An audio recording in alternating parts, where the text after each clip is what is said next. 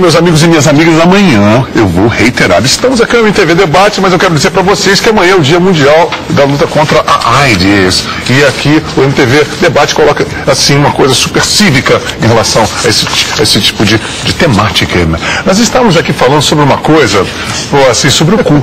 Assim, desculpa eu ser um pouco explícito, mas o cu é uma coisa que a gente fica... A gente quer sempre jogar o cu para debaixo do tapete, principalmente quando a mulher dá ou não dá o cu. É uma coisa que a gente tem que levar, assim, uma coisa mais... porque é o seguinte... Bom, eu nem vou dizer isto. Maria Adrião, por favor, nós estamos agora vamos falando sério, a gente está aqui só para relaxar evidentemente no bom sentido. Essa coisa do sexo anal mesmo, falando sério agora, porque o Brasil adora uma bunda, mas a bunda, principalmente a bunda da mulher, é uma coisa, o brasileiro tem uma relação anal platônica com a bunda, né? Porque ele gosta, mas ninguém fala. Me explique sobre esse detalhe, vai. Nossa, que difícil. Essa foi boa. Não, né? na verdade, assim, o que a gente estava falando é que assim... A mulher não dá bunda, só... Não, isso? então, isso é um mito, na verdade. É um mito. É lógico que é um mito. Dizem que dói na alma. Porque... Dói na alma da bunda. Não, acho assim, o que existe, na verdade, é um mito e um tabu, na verdade, em torno da prática sexual anal. Até porque todos adoram numa bundinha e fica todo mundo enrustindo, é isso? Até porque a prática anal, ela ainda é muito associada a uma prática entre dois homens. E a gente sabe, uma prática homossexual. Mas não necessariamente. Os casais heterossexuais também têm a prática anal.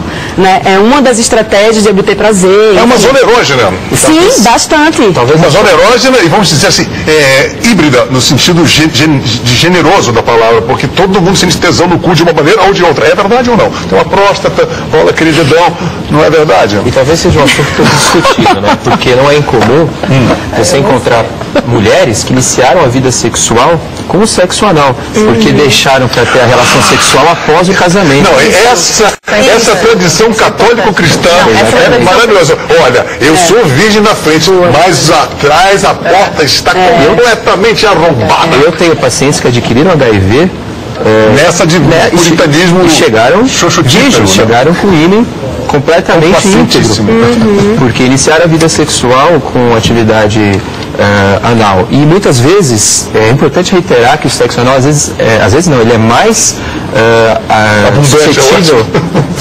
Ele é mais suscetível de transmissão do HIV do que o sexo anal. Porque uma mucosa, por que seria mais?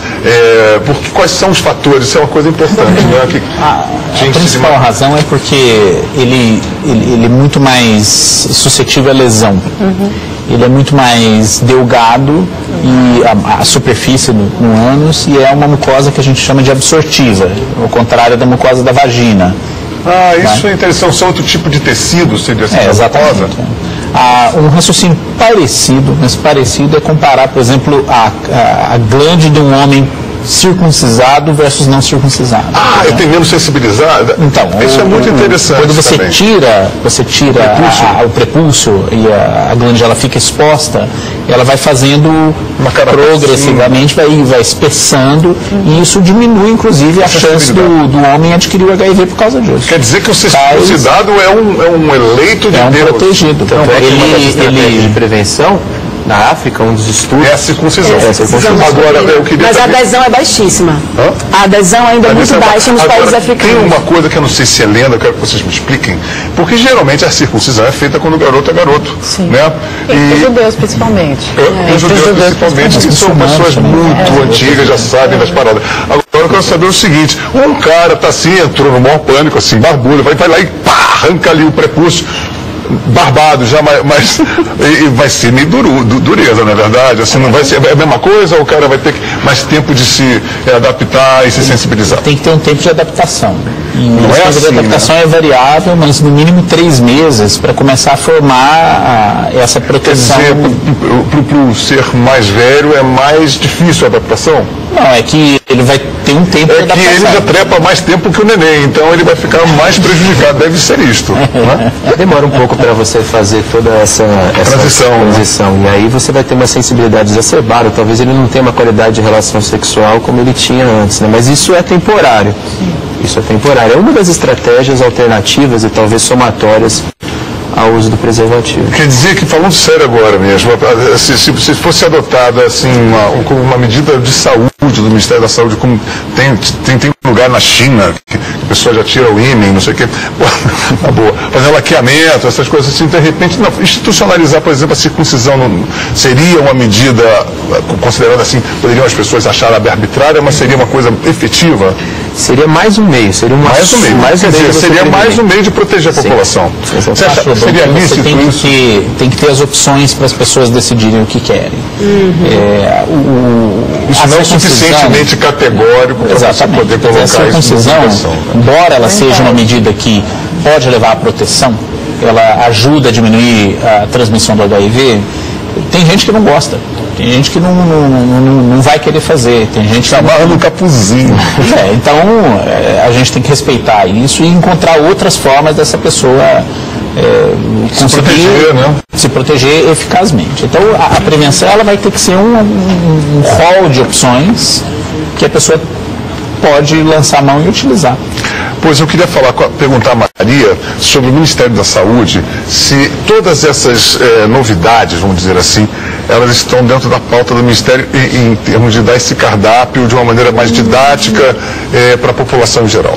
Então, isso ainda está sendo avaliado, porque, por exemplo, essas novas tecnologias, né, a gente chama até da medicalização da prevenção, que você tem essa coisa mais no corpo físico, é uma coisa que ainda está em avaliação pelo Ministério da Saúde. Por enquanto, a nossa recomendação é o uso do preservativo. Que é muito recente. Por exemplo, essas novas pesquisas que foram feitas na África, né, alguns países africanos que passaram a adotar a política da circuncisão como uma prática, né, preventiva, alguns países reduziram a sua prevalência em relação ao HIV. Você sabe o percentual dessa redução? Eu não sei, vocês sabem de cabeça? Porque depende dos países, né? É porque a circuncisão para mim é uma novidade. Isso é um ovo de Colombo é ótimo, 2 ovos de Colombo. Que horror essa, né? Mas assim...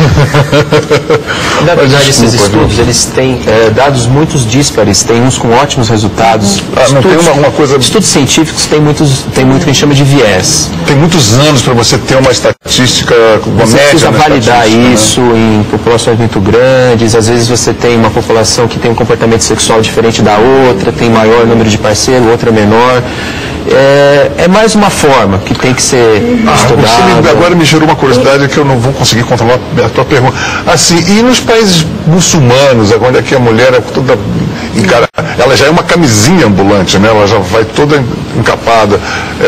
Você sente que é menos promiscuidade, ou tem um índice menor de HIV, ou isso tudo é balela? Porque isso é muito importante para as pessoas, porque aparenta, né? Não, eu queria compartilhar uma experiência. Eu fui recentemente à África, Botsuana, que é um país que faz fronteira com a África do Sul. Em Botsuana é o segundo país do mundo que apresenta a maior prevalência. 33,5%. Significa que a cada 100 habitantes tu tens aí de 33 a 34 pessoas que vivem com HIV. E é um país protestante, religioso. Então não seria um contrassenso? Como é que é um país religioso, onde a priori existem normas sexuais muito rígidas, e como é que é um país que apresenta a segunda maior prevalência do mundo? E aí, então eu descobri lá, por exemplo, que existe como as escolas, a educação ainda é muito precária, existe, por exemplo, professores e professoras que ficam circulando pelo país, porque é um país muito pequeno, e ficam juntos numa mesma escola por 6 meses longe dos seus familiares.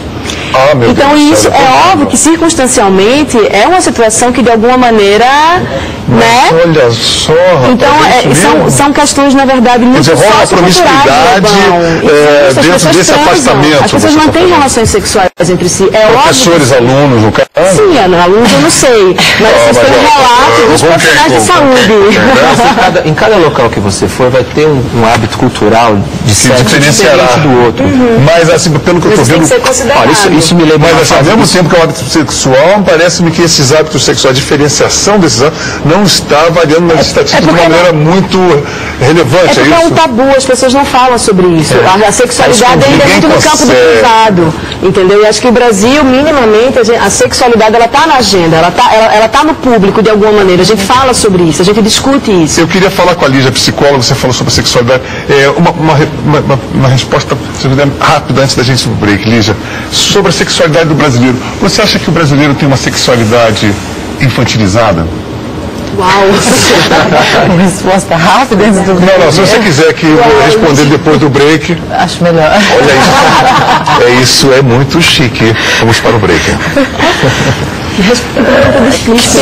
Mas não é?